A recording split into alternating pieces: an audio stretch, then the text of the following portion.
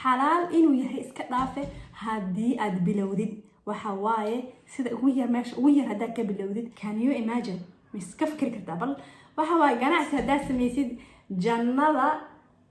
ay ku qoran tahay albaabada jannada korkeeda mid ka mid ah waxaa loogu talagalay dadkii ganacsiga noocaas ahaa ka shaqaysan jiray. Wow, that's amazing. السلام عليكم ورحمة الله وبركاته. رب اشرح لي صدري ويسر لي أمري واحلل عقدة من لساني يفقه قولي إن شاء الله تعالى. ما أنت waxaan rabaa inaan idinla wadaago koorso free ah oo ganacsi. waa koorso ganacsi oo free ah oo haddii aad sida ay tahay u qaadatid oo sidan insha Allah ta'ala usoo gudbinaya adigana u tadbiiqisid ilaahay kugu waafajiyo aad boqolkiiba boqol ma aha boqolkiiba 1000 jeer ka badan jibjibaaran aan joogsanaynin aad ku faa'iidi doontid. waa ganacsi boqolkiiba boqol xalaal ah. waa ganacsi sir wata. ganacsiga sirta uu watana waxa waaye sir aad moodaysid sixir inuu yahay laakiin waa sixir xalaasha. ganacsigaas waa ganacsi boqolkiiba boqol xalaal ah. xalaal inuu yahay iska dhaafe haddii aad bilowdid waxa waaye sida ugu yar meesha ugu yar haddaad ka bilowdid ajar aan innaba caadi ahayn aad ka helisid. yaaba heli kara soo noqod iyo ribx wuxuu leeyahay jibjibaaran iyo faa'iido jibjibaaran ayuu leeyahay. sidoo kale ajar aakharana waad ka helaysaa oo xadiisyada walow aan hubin daciifnimadiisa iyo saxiixiisa iyo inkastoo xasan aan ku maqlay oo tahay albaabada qofka ganacsigaas ku ganacsada jannada albaabadeeda mid ka mid ah ayaa dadka ganacsigaas ku ganacsada kaliya ayaa galaya. Can you imagine? miska fikri kartaa bal waxa waaye ganacsi haddaad samaysid jannada ay ku qoran tahay albaabada jannada korkeeda mid ka mid ah waxaa loogu talagalay dadkii ganacsiga noocaas ahaa ka shaqaysan jiray. Wow, that's amazing. haddii aysan xadiidkaas u daciif yahay xataa kala soo qaad ama uusan la hubin waxaa la hubaa oo la hubaa ما ذا الذي يقرض الله قرضا حسنا فيضاعفه له وله أجر كريم. قفكي قرض ويان تنواب آيات عجيب عجائب. آيات عجيب عجائب هو وايو كو بيزنس اللي من جوجنيه يا جناعسي من جوجنيه آيات القرآن كحاجة كتير. business baan joognay oo ganacsi baan joognay qardiga xuquuqeed waaya aayada haddaad maqli kartid haddaad carabi aqoon xataa man yuqridu allaha qardan man dha alladhi yuqridu allah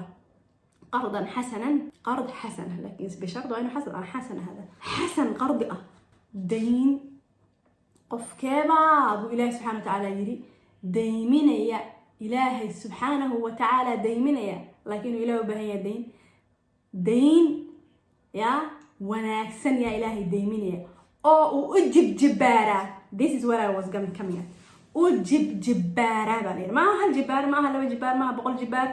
maaha 1000 jibaar waa jibjibaar aan joogsi lahayn. waa jibjibaar aan joogsi lahayn.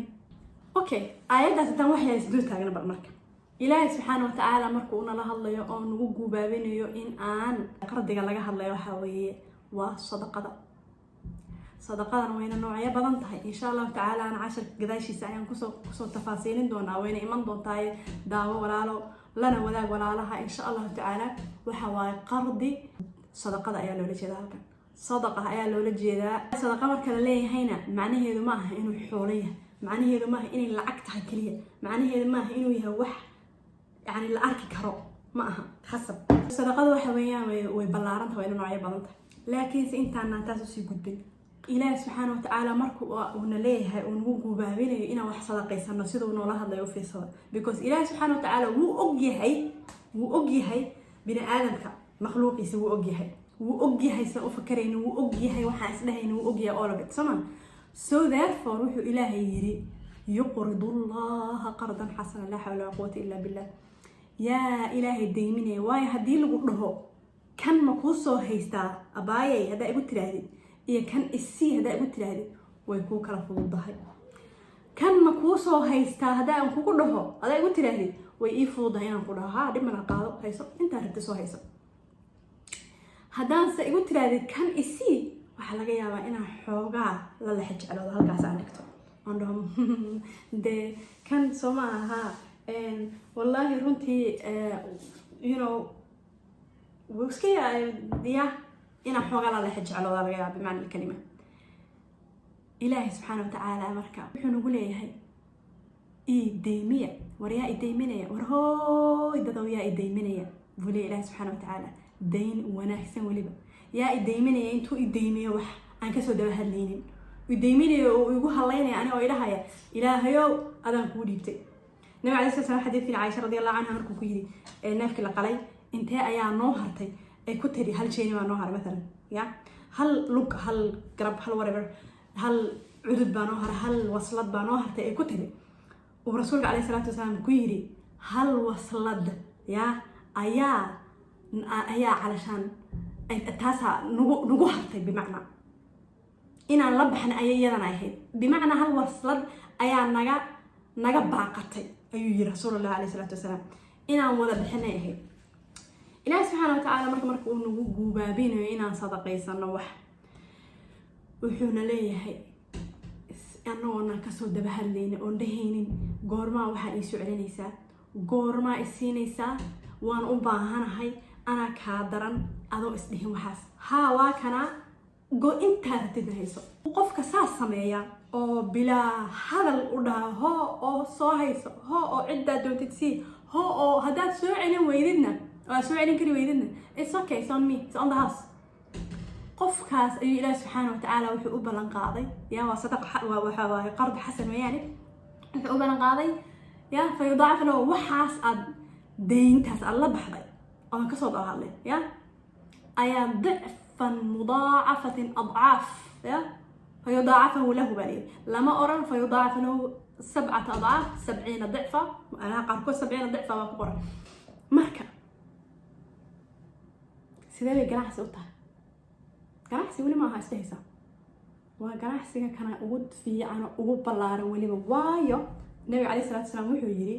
wax aad la baxday xoolahaaga ma naaqusiyo wax aad la baxday xoolahaaga ma naaqusiyo it's not gonna go down. let's say koobka waxaa igu jira biyo haddaan koobkaas la sheergareeyo walaalkay oon haaf uga shubo oon siiyo waa asagoo oo naaqusin min oo kale waayo xadiidkii soo xasuuso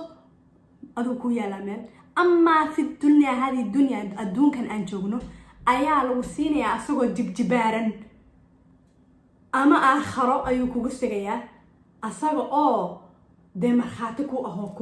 ku nuuriya oo ku garanaya oo ku hadlaya. sadaqada waxay ka mid tahay acmaasha asxaabtooda yaa dadkii lahaa weeyaane ay leeyihiin oon u baahnayn turjumaan inaa ma aha la turjumaan ilaa loogu baahanya laakiin ayagaa hadlaya ayagaa kuu hadlaya afhayeen bay ku ahaanayaan waa acmaasha afhayeenka ku ah ayay ka mid tahay sadaqadu mana naaqusayso. so therefore adduunkana way ku jibjibaarmaysaa oo wixii iska dhaaf inuu naaqusee wuu sii badanaya adcaaf ayuu noqonaya wuu sii badanaya. siduu ilaahi noogu encourage gareeyo ama noogu dhiirigeliyo inaan sadaqada ku dhiirino ama ku dadaalno ama u orodnana ilaahi wuxuu yidhi subxaanahu watacaala إن الذين يتلون كتاب الله وأقاموا الصلاة وأنفقوا مما رزقناهم يرجون تجارة لن تبور كوا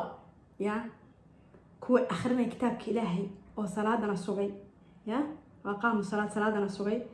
وأنفقوا بحينا وحكا بحيينا مما رزقناهم وحي أنا السيني oon ku irsaaqnay wuxuu doono ayuuna ahaan karaa hadda u fiirsano soo noqonayna insha Allah taala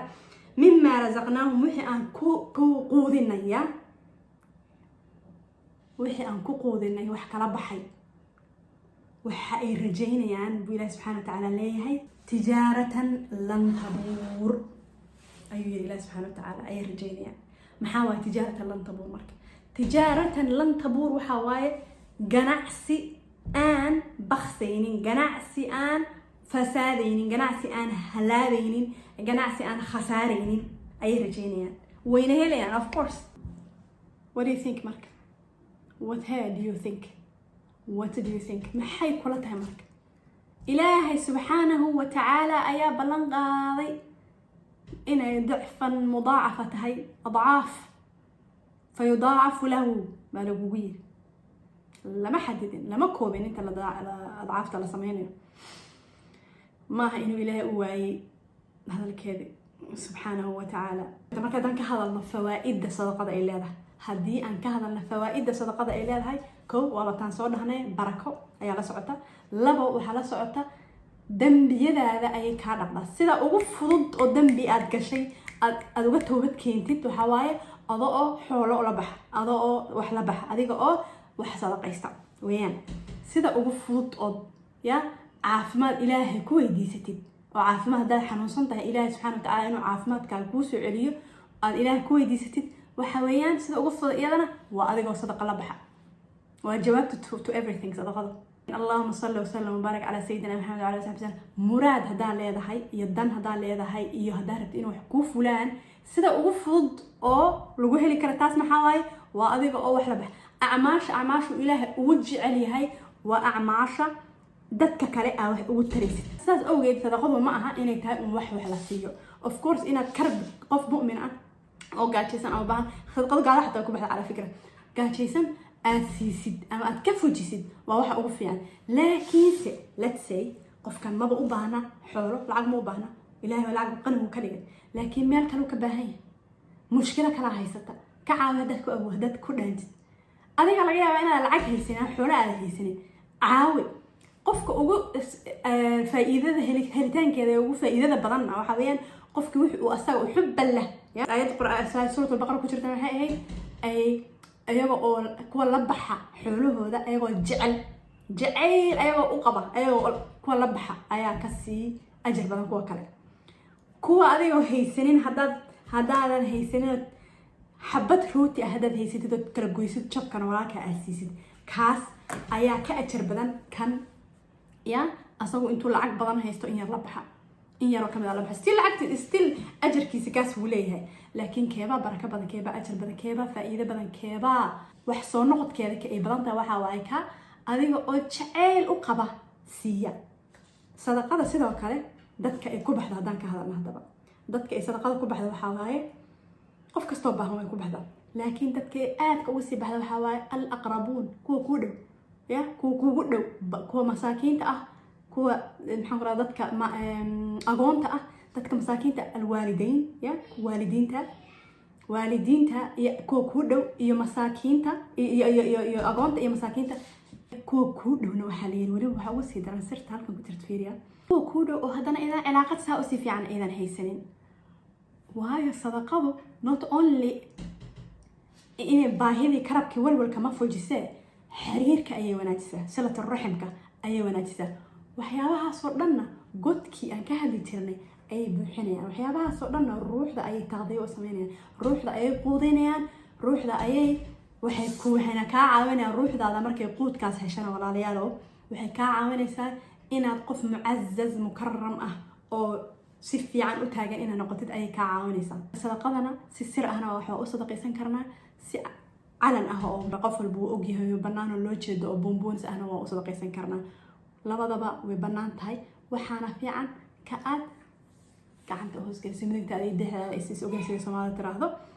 waayo ilaahi subxana wa tacaala ayaa qur-aankiisa ku yiri billahi min ashaytaani arajiim wain tubdu sadaqaata fanacima hi وإن تخفوها وتؤتوها الفقراء فهو خير لكم ويكفر عنكم سيئاتكم والله بما تعملون خبير وإلى سبحانه وتعالى وحيري هديئات هالسي على الأسيد محمد بنان أو لوجه أو بحسان دي وين أكسنته يا فنعمة وإن تخفوها وتؤتوا الفقراء هذه القريسان أو ضدك فقراء أحسيسان يا فهو خير لكم تاس أيدين خير بدن ويكفر عنكم سيئاتكم إلهي أيا وحنا كجبا بينا يا إنك دبولي كجبا بينا سيئاتكم حمانا الله إماتنا أيدين كجدا بدافع يا سيدا كله إلهي وأجيهي وحاسمين إنسان اللهم صل وسلم وبارك على سيدنا محمد وعلى آله وصحبه وسلم. اللهم أعني على ذكرك وشكرك وحسن عبادتك. إلهي waxaad igu caawisaa inaan kugu dikriyo ku xusuusto ilaahay waxaad igu caawisaa in aan ku mahad celiyo oon kaaga shukr celiyo aragga iyo nafaska iyo dhadhanka iyo laxaadkayga oo dhan iyo caafimaadka iyo hadalkan aan hadlayo yaa rabbil caalamiin. hadalkan aan hadlayo soo gaarsiinayo ilaahay oo aan iga dhig miisaanka xasanaadka anigana igu dar intii daawatay oo gudbisana ilaahay oo ugu dar. ilaahay rabbi raxmaan khaalis mukhlis amal ah laka ilaahay oo ka dhig rabbi ilaahay waxaan ka baryayaa cibaado maqbuul ah ee cimri dheer. والسلام عليكم ورحمة الله وبركاته. في أمان الله.